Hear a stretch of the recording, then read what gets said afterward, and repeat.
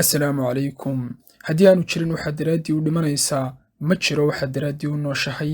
yacni mabda'a dartii u halgamayso, jiritaankaaga seesiya saldhig u ah, aad ka shidaal qaadanayso, aad ku dhaadanayso oo aad noloshaada u huraysaa. haddii aanu jirin waxba ma tihid, waxba kagama duwanida cayayaanka iyo dugaagga sayda jooga. waxa aadamaha iyo xayawaanku ay ku kala sarreeyaan waa caqliga iyo xorriyadda. aadamaha laftarkiisuna waxa uu ku kala mudan yahay waa waxa uu aaminsan yahay ee ay ka dhalanayaan waxa uu falayo iyo waxa uu odhanayaa. taas ayaa mahuraan ka dhigaysa inaad mabda' lahaato. dhowaan boggeenna facebook ee aadan sahan ayaynu ka samaynay ra'yi ururin daaran qof weliba mabda'a uu leeyahay, waxaanaan doonayay in ra'yi ururintaasi ay barnaamijkeennan hordhaac u noqoto. aan gudagallo markaa qodobkeenna. ilaahay subxaanahu watacaala waxa uu xadiis alqudsi inagu leeyahay: yaa cibaadii innii xaramtu adulma calaa nafsii wajacaltuhu baynakum muxaraman falaa tadaalamuu. addoommahaygiyow, anigu nafteyda dulmiga waan ka xaaraan yeelay, idinka dhexdiinnana xaaraan baan ka dhigay, ee haysdulmiyina. dulmigu waa qodobada ugu waaweyn ee asaasiga u ah imaanshaha nebiyada iyo rasuullada. waa maxay dulmi? dulmiga waxaa lagu qeexaa inuu yahay in wax ama arrin la dhigo meelaan meeshiisii ku habboonayd ahayn. cibaadada in ilaahay lahaa lala baalmaro oo wax kale lala doonto oo shirki ah. tusaale ahaan, waa in shayga halkiisii uu lahaa meel aan ahayn lala doonto. qeexitaankiisa guud waa kaas. sidoo kale, dulmigu waa inaad xaqdarro samayso, aad xaqla'aan cid u gafto, hadal ahaan iyo ficil ahaanba aad xuquuqda iyo karaamada cid kale ku gafto. heer difaacista karaamadaada, maalkaaga iyo naftaada haddii lagugu soo xadgudbo, waajib islaamiya laga dhigay, oo haddii aad ku dhimatana aad tahay shahiid lamida shahiidka ilaahay dartiis u dagaalamay ee u dhintay. waxay taasi ku tusaysaa sida dulmigu aanu u ahayn wax dhayal ah oo yasiran oo si fudud looga faalloon karo. adiga oo dulmi iska difaacaya haddii aad dhimato, shahiid ayaa tahay. ilaahayna abuurtay ayaana inoogu celcelinaya 10 jeer qur-aanka in aynaan wax dulmiyo dhankiisa kala kulmaynin, inaannu ina dulmiyayn, sinnaba inaannu inoo dulmiyaynin.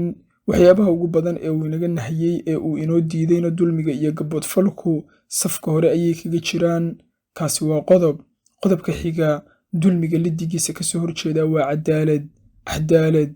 erey qofku amaan idhaahdo ee qofka Soomaaliga ahi inta uu dantiisa ka dhex arko uu ku hadaaqo oo uu yidhaahdo waa inaan cadaalad helnaa, markaanay dantiisu ku jirinna cudurdaar ka dhigta in Afrika baanay cadaaladi ka jirin ama adduunka baanay cadaaladi ka jirin, ee waxaas laga cabanayo indhaha laga laabto. cadaaladdu waa wax kasta in sidoodii ku habboonayd loo daayo. waa in wax kastaba sida ugu wanaagsan ee ay noqon karayaan laga dhigo. waa in qof kastaaba uu helo wixii uu xaqu lahaa, isagana laga helo wixii xaq loogu lahaa. cadaaladdu waa inaannu dulmi imanin, nooca uu doonaba ha ahaado. ma gelayno falsafad ahaan waxa cadaaladda laga kala aaminsan yahay, mana gelayno ummadaha kale iyo waxa ay u arkaan. maadaama aynu nahay bulsho islaama, cadaaladda iyo dulmiga iyo dhammaanba qodobada aynu ka hadlayno waxaynu ku salaynaynaa diinkeenna suuban ee islaamka.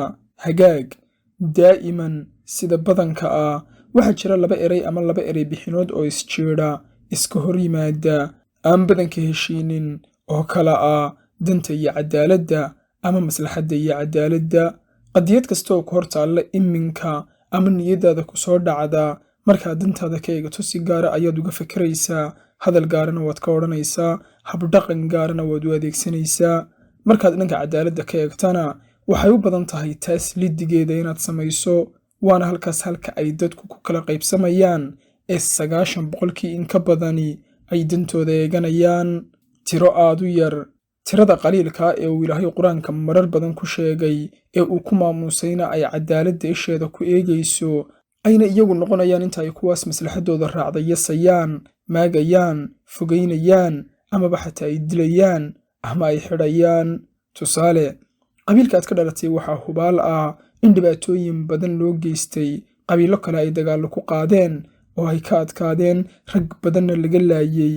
waxaa suure ah taariikhda inaad hayso, ama xataa haddii aadan haynin qabiilkaas kale ee eedda la saaro inaad col tihiin, aad hoostaas ka dareensan tahay ama aad og tahay. amaba haddii aadan adigu ahayn sidaas, dadka aad la kulmayso mid kastaaba intaas qabiilkiisa loo geystay ayuu ka sheekaynayaa. laakiin way adag tahay, waa naadir inaad aragto qof ka warramaya qabiilkiisu waxa uu geystay, hagardaamooyinka uu qabiilada kale u geystay, iyo eedaha isaga laga tirsanayo. Markaasaad fahmaysaa qodobkaas ah in dadka 90% in ka badani ay dantooda u eegtaan, halka tiro aad u yarina ay cadaaladda ku taagan tahay mar kastaba. waa kaas farqiga u dhexeeya cadaaladda iyo dulmigu, sidoo kalena waa kaas farqiga u dhexeeya cadaaladda iyo danaysigu. tusaale kale haddii aynu kusii xoojinno, Cumar ibnu Cabdilcasiis, khaliifkii Amawiga ahaa oo laguba magacaabo khaliifka shanaad ee Islaamka ee 4 raashidiinta ahaa soo raaca, ninkaasi waxa uu talinayay 2 sano oo keliya, waxaana uu caalamka Islaamka gaadhsiiyey heer hantiilanimo halka ay dadku gaadheen la waayi jiray cid sekada iyo sadaqada la siiyo, kadibna hadhuurka iyo qamandiga lagu shubi jiray buuraha dushooda si ay shimbiruhu u cunaan. xataa waxaa la soo wariyaa inaanu yeygu cuni jirin xoolaha xilligaas. kadibna habeen uu yey lax ka cunay islaan, ayna tidhi islaantii, wallaahi caawa Cumar ayaa dhintay. subaxiina warkiisii lasoo sheegay, halkaasna ay ka soo baxday odhaah caano oo tidhaahda, haddii aynu inagu ka aadami ahaan cadaaladda ilaalinno, xataa xayawaanka ayaa nidaamka ilaalinaya. Cumar waxa uu fahmay hal sir oo ah in waxa dadka deeqaa ay tahay cadaalad, taas ayuuna ku dheganaaday, waxaana isjeedhay cadaaladdii dadka wada deeqaysay iyo maslaxaddii reer Bani Umaya, qoyskiisii boqortooyada ahaa. aakhirkiina 2 sano markii ay xamilayeen ayay sumeeyeen oo ay isdhaafiyeen gebigiisiiba. waa kaas farqiga weyn ee u dhexeeya maslaxadda iyo cadaaladdu. haddaba islaamku sida ay maanta in badan oo muslimka cute-ka ee doonaya inay islaamka u ekeysiyaan sida uu doonayo reer galbeedku, ma aha diin nabadgeliyo, ma aha diin u timi inay nabadgelyada sugto, ee waa diin u timi inay cadaaladda sugto, cadaaladda ay jilbaha u dhigto, cadaaladda ay dhidibada u waasto, cadaaladda ay cid walba deeqsiiso. cadaaladdaas inta nabad iyo xasilooni lagu raadin karayo waa lagu raadinayaa, haddii lagu waayana qori caaradii ayaa lagu raadinayaa. islaamku ma aha diin nabadgeliyo, ee waa diin cadaaladeed. nabadduna dadka ma deeqdo, ee cadaaladda ayaa dadka deeqda. qodobkaas sidaas ha loo fahmo. saxaabigii Ribciyi ibnu Caamir markii uu wadahadalka la sameeyey Rustum, hogaamiyihii dowladdii Furus, waa kii kulahaa markii la weydiiyey sababta ay u yimaadeen ee ay u dagaalamayaan, ilaahay ayaa noo soo diray inaannu dadka ka saarno inay iyagu iscaabudaan oo aanu gaadhsiinno heer ay ilaahay wada caabudaan, cidhiidhiga adduunkana aanu ka saarno oo aanu badhaadhaheeda iyo waasacsanaanteeda u saarno, dulmiga iyo gabboodfalka diimahana aanu ka saarno, oo cadaaladda islaamka aanu deeqsiinno. islaamku waa kaas, cadaaladduna waa taas. maaha islaamku diin nabadeed sida ay qolyaha cute-ka ahi sheegaan, ee waa diin cadaaladeed. abwaankii Soomaaliyeedna waa kii lahaa, rag cadaalad waaya sidii cawsha kala yaac. wardiilmaad rayaalintaasna ma iga haysaan. ka kaalay waxaasoo dhan, dabaqad kasta, derajo kasta iyo door kasta oo ay bulshadu leedahay, wax deeqa waa cadaalad, wax kale oo deeqaa ma jiraan. cadaaladoo la joogteeyaana waa aasaaska jiritaanka ummadaha. waxaa la soo wariyaa inuu Ibnu Taymiya yidhi, ilaahay dhidibada ayuu u adkeeyaa dowladda cadaaladda ku dhaqanta, xataa haddii ay tahay mid gaaleed, dhidibada ayuuna u rujiyaa dowladda daalimka ah, xataa haddii ay tahay tu islaameed. yacni jiritaanka rasmiga ahi waa cadaalad, ee maaha awood iyo xoogganaan ama dhaqaale badnaan iyo in adduunka hanti lagu hogaamiyo. nabigeenu sallallahu calayhi wasallam markii uu saxaabtiisa ku lahaa u hijrooda xabashida, waxay ka yaacayeen tolkoodii la dhashay ee aabbayaashood iyo walaaladood ahaa, waxaana ay u baxsanayeen dhanka boqor aanay jirin haba yaraato ee waxay wadaagaan, hadda sinaba aanay u jirin waxay wadaagaan. balse nebigu sallallahu calayhi wasallam weedh ayuu ugu daray uu ku leeyahay, waxaa jooga halkaas boqor caadil ah oo aan agtiisa wax lagu dulmiyin. cajiib, inuu caadil yahay ayay isugu hadleeyeen oo ay u aadeen boqorkii Najaashi ee aanay waxbaba wadaagaynin. eeladoodii iyo magaaladii ay xuduntoodu ku aasnaydna waxay uga yaaceen dulmiga iyo gabboodfalka tolkood. sidoo kale waad wada haysaan qisadii Cumar iyo ergeygii Farisiga ahaa dhex martay ee markii uu yimi isagoo geed hoos hurdo oo kabihiisa barkanuu ku yidhi, intaad ummadaada xukuntay ayaad u cadaalad samaysay, markaasaad nabad ku leday. inuu Cumar geedkaas hoostiisa isku hadlayn u seexday, waxa uu u aaneeyey ninkaas Farisiga ahi inuu maamulka iyo taliska cadaalad ku xukumay. intaasoo dhan haddii aynu isku soo xoorinno, waxaynu fahmaynaa in waxa cid walba deeqaya ay tahay cadaaladda, dulmiguna uu yahay cadowga wax kastaba inaga hadlaynayaa.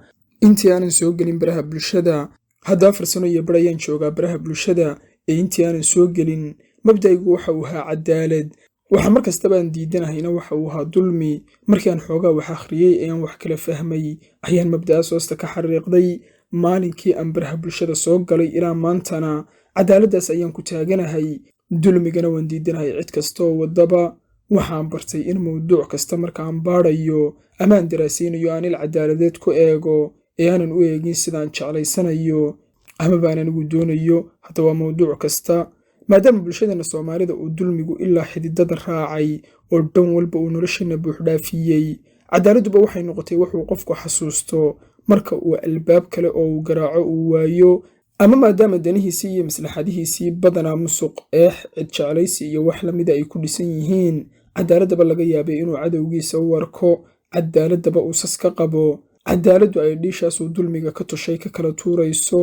mabda'aasaan xambaartay ee ah cadaaladda raadinteeda iyo dulmiga nacaybkiisu waa ka dhalay mawduuc kasta inaan dhanka cadaaladda ka eego, si kasta oo uu yahay qodob ay laba cidood isku hayaan, si kasta oo uu yahay qodob xasaasiya oo marka aan taabto ay dad badan igaga xanaaqayaan, si kasta oo uu yahay qodob afka laga dhowro oo aan maslaxaddeyda iyo xirfaddeyda saxaafadeed midna u wanaagsanayn.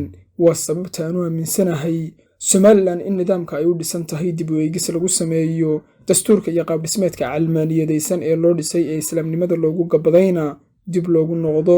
qabiilada kale ee Somalilan degan ee wixii ay shalay tolkii ka cabanayeen ee ay ka dagaalamayeen ay maanta ku wadaanna ay ka daayaan si aynan mar dambe u dumin. waa sababta aan u aaminsanahay in SNM mujaahidiinta buuggooda dib loo furo, naqdin taariikheed lagu sameeyo. 1982 ka hor wixii ka jiray Soomaaliya ee ay tolka Isaaq ka cabanayeen miiska la soo saaro, lana qiimeeyo inay ahaayeen wax keensanayay in dowladdaas dhan loo dumiyo. SNM intii ay dagaalamaysay wixii ka dhex dhacay, naqdin taariikheed in lagu sameeyo. sidoo kalena 1990 kadib SNM meesha ay ku dambaysay iyo waxay tartay iyo waxay geysatayba naqdin taariikheed lagu sameeyo, si haddii ay u qalmaan magacaas mujaahidiinta aynu ugu karaamayno. kadib marka aynu kala hufno, haddii aanay u qalminna beenayntaas 40 sano laynoo soo sheegayay ay nagaga filaato. waa sababta aan u aaminsanahay in taxliilin taariikheed oo cid jeclaysi iyo cid necbaysi ka fog lagu sameeyo labadan shakhsiyadood, Ina Siyaad iyo Ina Cabdalle Xasan, oo labadaba dembiyo waaweyn laga tirsado, beena waaweynna la huwiyo, si haddii ay eedahaas leeyihiin oo ay xaqiiqo noqoto loo huwiyo, haddii aanay lahaynna maytaadka loo nabadgeliyo. waa sababta aan u aaminsanahay in naqdin taariikheed oo dhan in loo janjeersado ka madhan lagu sameeyo dhammaanba qadiyadaha la xidhiidha midnimada iyo kala googo'a Soomaalida. waa sababta Muqdisho iyo meel kasta oo Soomaaliya ay degto iyo sidoo kale ummad kasta oo islaam ahba aan xogaha ay bulshada Soomaalidu ka helayaan ugu dadaalo inay ahaadaan qaar saxsanaanta iyo cadaaladda ku salaysan. deegaan kasta oo Soomaaliyeedna markaan ka hadlayo aan uga hadlo sidii gurigayga oo kale. waa sababtaan culimmada ugu canaanto inay ka hurdaan hirdanka fikradeed ee oodihiisa wata ee dalka soo galay oo aanay dhegba u dhigaynin, aadna moodo inaanay ogeynba ama ismooginaysiinayaan. waa sababtaan reer galbeedka afkaarahooda ay garwadaan ee ay ina soo gelinayaan badanka halkan ugu falanqeeyo ee aanula dagaalamo, halka dhanka wixii horumar maadi ah ee inaanfacaya in aynu ka soo ergisannana aan muujiyo ee ku dadaalo. taasoo sababtay inay qolana ii taqaano argagixiso. ma garanayo feedhahaygan yaryara liifkaa sida ay uga argagaxayaane. qolada kale ee khamiislayda ahina ii taqaanaba calmaani. cajiib, aadan sahnayedid calmaani u yaqaanaan. cajiib. waa sababta markaan dumarka mawduucyadooda ka hadlayo ay feministiguna i necab yihiin ee ay iigu tilmaamaan inaan dumarka necab ahay. dhanka kalena nimanka raglamoodka ah ee dhowaanahan soo baxay ee halkii ay adduunka iska dhicin lahaayeen ay ragga dayaxa sahansanayaan wax la qaybsan lahaayeen, dumarka iyo caydooda ku mashquulay ay iigu yaqaanaan. mawj awal maxay yaqaaneen? nin dumarka wololeeya ama nin feministia. acuudu billah, wax caynkaasa uun. waxaasoo budhadhahi way ugu dhacaan kaadanahaan. sababtuna waa inaanan dan ka lahayn cidda ka xanaaqaysa ama ku farxaysa waxaan sheegayo, ee muhiimaddaydu ay tahay wax saxa oo aan soo baadhay oo mabda'ayga cadaaladda ah ku salaysan, oo ilaahay barri markaan is hortaago ee uu i weydiiyo ilaanadhay kasta oon halkan ka odhanayo ku noqo ayaa lay odhanayaaye aan jawaab wanaagsan oo saxa oo aan ku badbaado u helo. run sheeg waa ceeb sheeg. runta, xaqiiqada iyo cadaaladdu way wada socdaan, waana jid aad u qadhaadh oo qof samir lihi inuu qaadi karo. waana sababta 90% iyada oo ay dadku jecel yihiin cadaaladda iyo cadaali ahaanshaha aanay haddana ugu dhiiranin ilaa qaliilun minhum. aniga oo ah aadan khadar cali, aadan sahan, saxafi Soomaaliyeed, aaminsan in aan qayb ka ahay indhaha bulshada ee saxaafadda ah. mabda'aygu waa cadaalad, xataa haddii qodobkaas cadaaladda ah dadka Soomaalida oo dhammi ay ka wada xanaaqayaan ama ay ku wada farxayaan. wa nicmal mabda'. waan ugu hambalyeynayaa qof kasta oo cadaaladda ku dheggan, cadaaladda garab iyo gaashaan u ah, cadaaladda dhowra, cadaaladda ku baaqa, cadaaladda baahinteeda u nool. cadaaladduna ay mabda' u tahay maadaama diinteennuba ay u timi inay cadaaladda dadka wada deeqsiiso. wasalaamu calaykum.